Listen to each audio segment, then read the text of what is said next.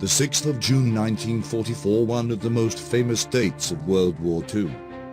The day when Operation Overlord was launched. This day Allied forces landed in the northern France and opened the Second Front.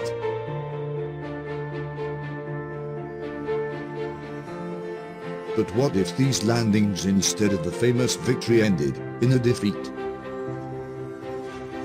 Our story begins as on 4th of June, when General Dwight Eisenhower decides not to postpone landings that were postponed since May to 6th of June, and instead he decided to launch invasion at 5th of June as planned.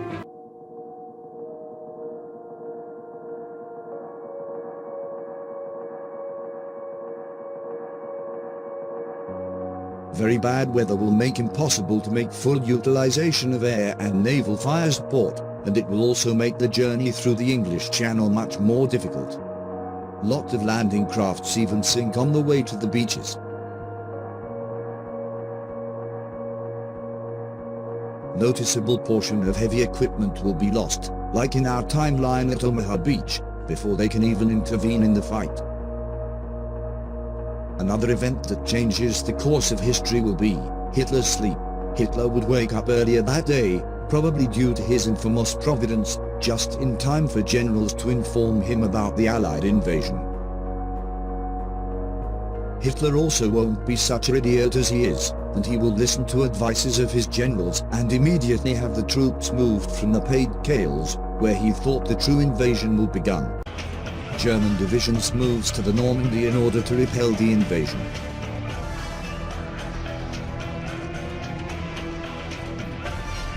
In the end, the most of the German forces in France moved to Normandy.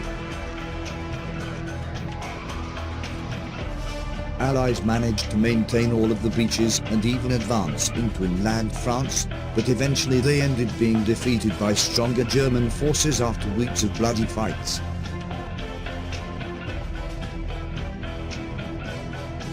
After the catastrophic defeat that everyone feared, General Eisenhower voluntarily resigns as Supreme Commander of the Allied forces. Two irreconcilable rivals, General George S. Patton and Field Marshal Bernard Montgomery, compete for his position. In the end, Montgomery is named the new Supreme Commander. It is hard for Patton to reconcile with it. Their rivalry reflects an overall small conflict between the British and the Americans. Winston Churchill, who wanted to land in the Balkans in order to weaken the Soviet influence there, eventually accuses Franklin Roosevelt for defeat in Normandy and believes that his idea was better and would be successful. Now the Italian front becomes the most important battlefield for the Western Allies in Europe. Rome is even liberated in the same time when D-Day is launched, but advance there will be difficult, even more difficult than in our timeline. D-Day is, of course, a huge victory for the Germans, most of all for their propaganda. It is that victory they all the time needed. It is, after all, a great victory for Providence of the infallible Führer, confirming the superiority of Germans.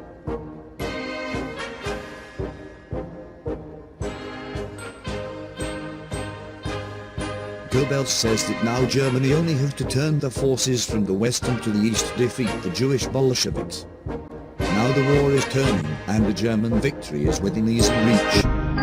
Well, the opposite is true. In the Soviet Union, the failure of the Second Front disappoints Stalin, especially his confidence in the ability of the Allies.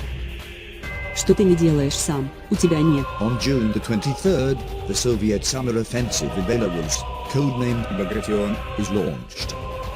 The Soviet attack led by generals Zhukov, Rokossovsky, Vasilyevsky over the Belarusian swamps will become the largest German defeat in their military history. 28 of the 34 Central Group divisions are surrounded and destroyed. In August, the Red Army reaches pre-war Soviet borders.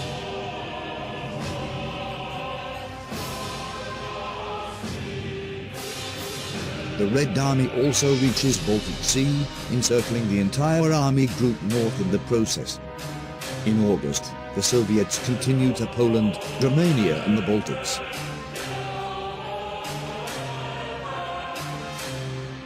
In the south, the Soviet advance to Romania results in the Romanian King Michael I overthrowing the fascist government of General Antonescu and joining the war on the side of Allies. Similar event happens in Bulgaria.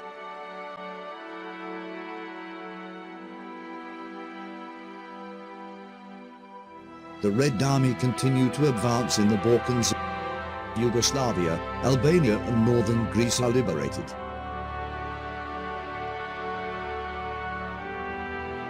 The rest of Greece is liberated by the British. In Greece, communists and royalists will soon start to fight each other, starting the Greek Civil War. In Poland, the Red Army will advance up to the Vistula near Warsaw.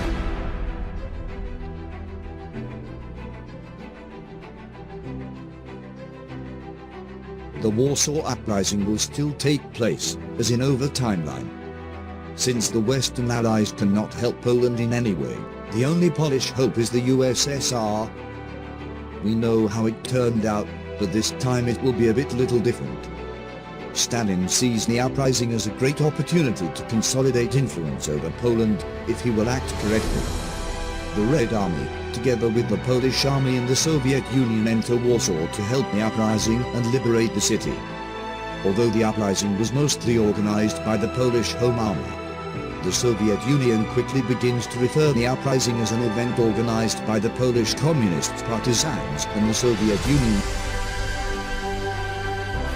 Most of the Home Army commanders and leader of the uprising were meanwhile arrested by the NKVD. The Polish Committee of National Liberation gains full influence over Poland, while the government in exile in London remain in London.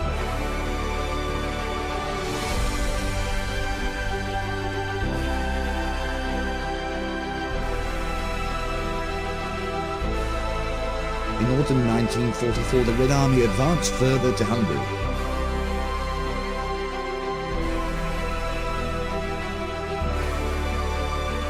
The Slovak national uprising takes place, as in our timeline. Unfortunately, with same results.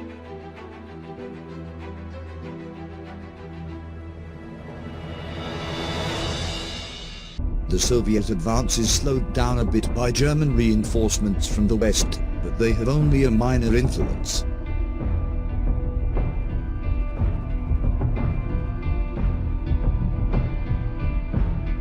In mid-December 1944, Hitler came up with a brilliant plan of counter-offensive on the Eastern Front. German forces are reinforced with reinforcements from the west.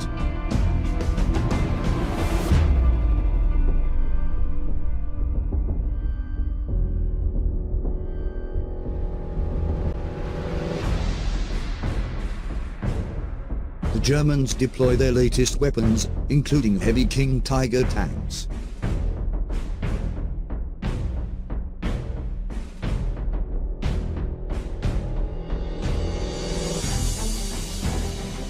The objectives of the operation the Guard on Vistula are recapture of Warsaw and the subsequent expulsion of the Soviets from Poland. As the main commander of the operation is appointed the largest German star double winner from France, and the Desert Fox Erwin Rommel, he was chosen for this duty by the Führer himself. As it turned out, winter Poland is not a pleasant environment for the Desert Fox. The Soviet defenders, knowing the German plans and having twice as much strength, easily repelled the German attack. The only thing the operation achieved, apart from the huge losses, was the complete exhaustion of German resources. Soviet forces launched the Vistula offensive during the spring, successfully pushing the Germans out of Poland and even entering German territory.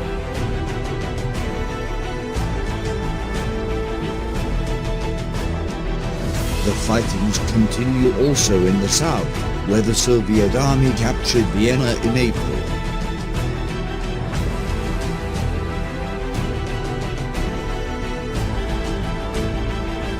Czechoslovakia also sees heavy fighting between the Red Army and Wehrmacht, much bloodier than in our timeline.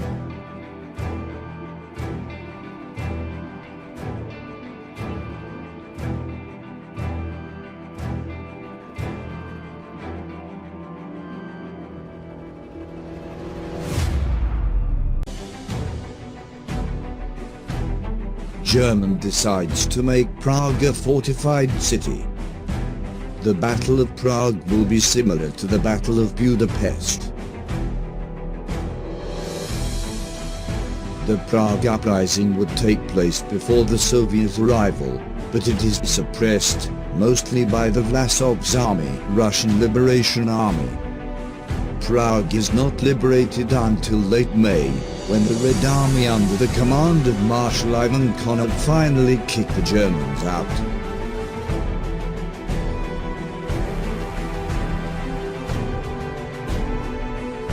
All of Czechoslovakia is finally liberated in the mid-June.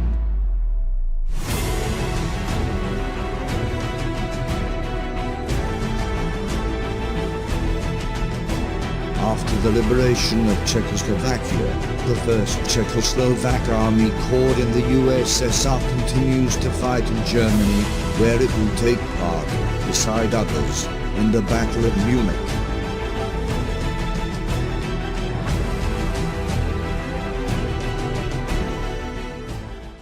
War in Germany itself is so dreadfully brutal that previous years of the war look relatively fine in comparison to the late war in Germany.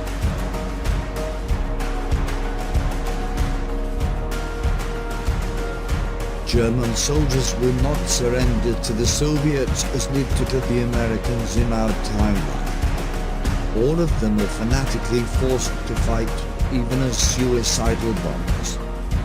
Those who refuse are shot and publicly hanged as traitors who collaborated with the Bolsheviks, women, old men and even children.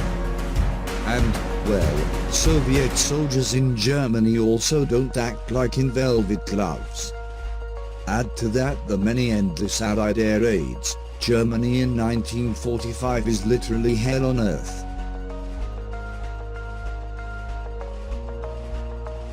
The greatest battle of the war begins in June 1945, the Battle of Berlin.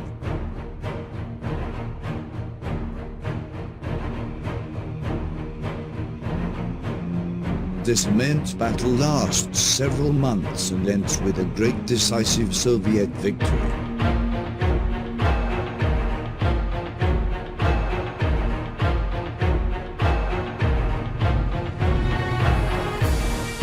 With Berlin fallen, the Germans move the capital to Cologne, but it is clear that the war will soon be over.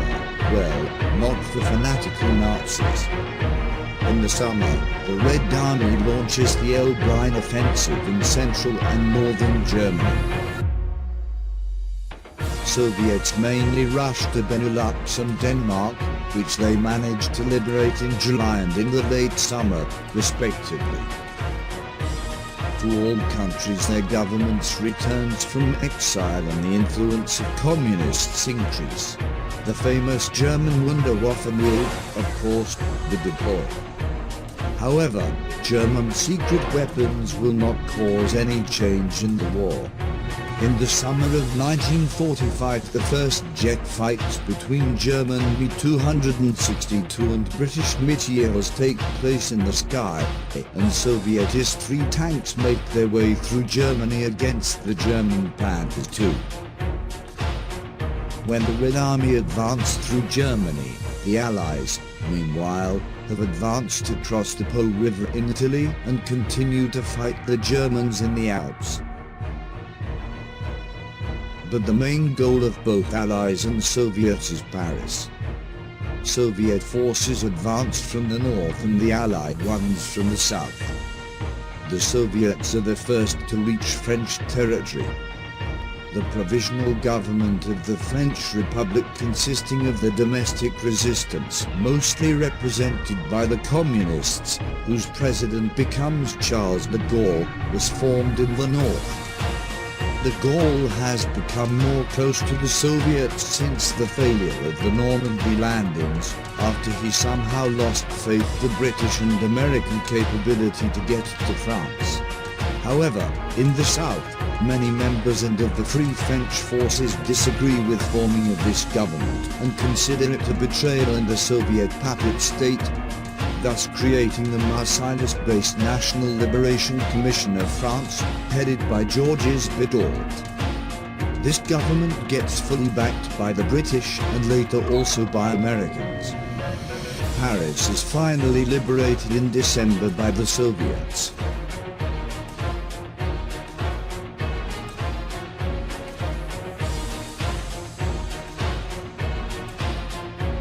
Despite during the post-Eupine conference have been decided that France will be liberated under Free France, France ended up being divided between the authorities of two governments, whose territories are defined by the demarcation line between the USSR and the Allies. World War II finally ends in Europe on 20.2, 1946, after the capitulation of the besieged German cities, which refused to surrender until Hitler shot himself in his Alpine bunker.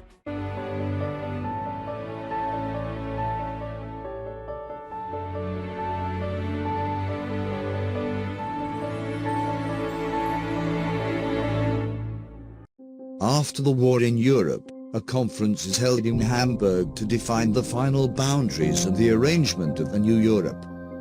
Here, America is already represented by Truman, since in the fall of 1945 Roosevelt died. Roosevelt lived longer, because he never had to undertake the way all the way to Yalta, which very exhausted him, because yet the conference never happened. As we can see, almost the whole Germany, beside an international zone in the north consisting mainly of Hamburg and Bremen, falls under the occupying authority of the USSR. Germany still loses the same territories as it did in our timeline and Kiel Canal. Austria is divided into two occupation zones, USSR and the British Joint Zone. In France, a referendum of unification is promised to be held, but in the end it doesn't happen until 1949, ultimately due to Churchill's and Truman's fear of communists seizing power there. What is exactly they did? Now there is the last part of the Axis to deal with Japanese Empire. Roosevelt, still alive at the time, has to make a critical decision: use or don't use nuclear weapons against Japan. He decided not to do it. Instead, Operation Downfall take place, the largest amphibious invasion of the all times. Douglas MacArthur, Supreme Commander in Pacific, demands the use of nuclear bombs during the invasion, but Roosevelt again refuses, and then he dies. And his successor Harry S. Truman later allows nuclear bombs to be used during the war with Japan. First nuclear bomb ever hits Japanese city Kakara at the 9th of October 1945, beginning the atomic age. But even nuclear bombs doesn't force Japan to surrender. The Americans meet immense and insane Japanese resistance. Thousands of fantasized Japanese civilians of all age are committing suicide attacks in the name of the emperor.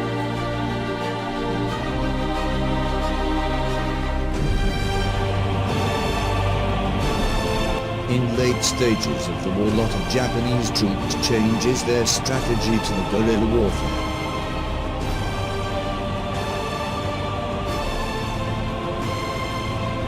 The Soviets also enters the war against Japan in June 1946, as they promised in the post-Eupine conference. They quickly destroy the weak defense of Manchuria, where the last functioning Japanese industry was placed. Soviet forces continued their advance to Korea. Korea was finally liberated in the summer of 1946 by the Red Army. Soon, the Korean government was set up under the National Liberation Committee of Korea. Resistance leader Kim Il-sung would quickly become its leader.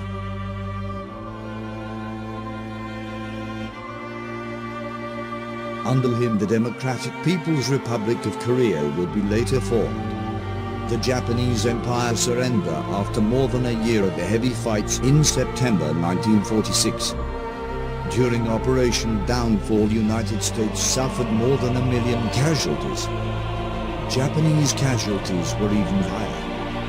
The Japanese islands were completely devastated and recognizable from how they used to look like. After the war, Japan was divided into 3 occupation zones. The Soviet zone, including Hokkaido, Kuril Islands, Sakhalin and part of the island of Honshu. American zone, including Kyushu and Honshu and Pacific Islands. And the British zone, including Shikoku. As soon as the war was over, President Truman turned his attention to China, where the civil war has broken out again. End of the first episode.